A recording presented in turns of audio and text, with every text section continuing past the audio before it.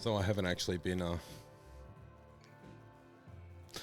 living up to what I suggested you guys do, which is don't compare yourself to others. And my problem isn't that I've been comparing myself to others, but I have been comparing myself to where I think I should be. So it's an imaginary thing. It's a dogma. It's a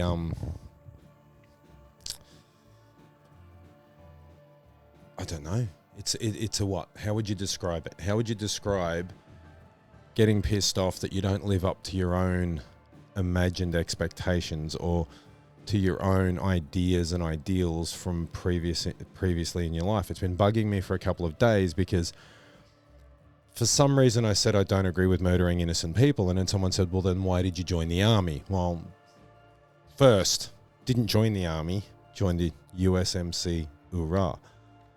Second, that was 30 years ago. It was literally 30 years ago. I mean, almost to the day. No, it would have been February, I think. But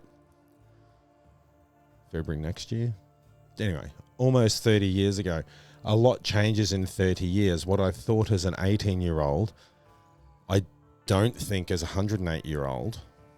And what I think as a 108-year-old definitely hadn't even entered my head. I hadn't even begun to think about anything esoteric, anything really. I hadn't really begun to think anything at all. Actually, 18-year-olds don't tend to have a lot of thoughts in their head. I mean, that's any 18-year-old. Some really, really smart 18-year-olds will have their crap together.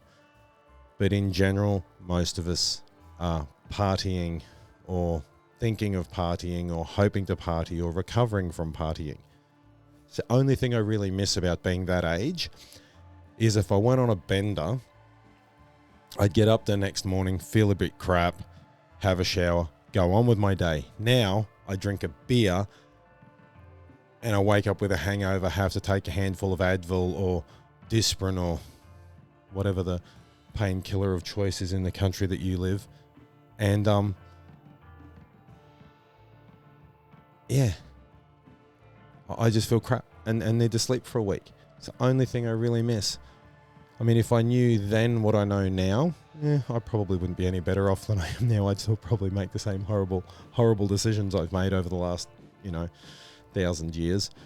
And Methuselah and me used to sit down and discuss some pretty interesting stuff. Yeah, and don't even get me started on when that Jesus came into town. Anyway, that's all I thought I'd say.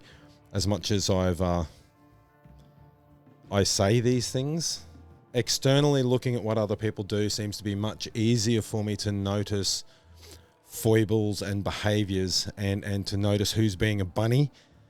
But I sometimes take a little longer to notice it in myself. Should be a politician.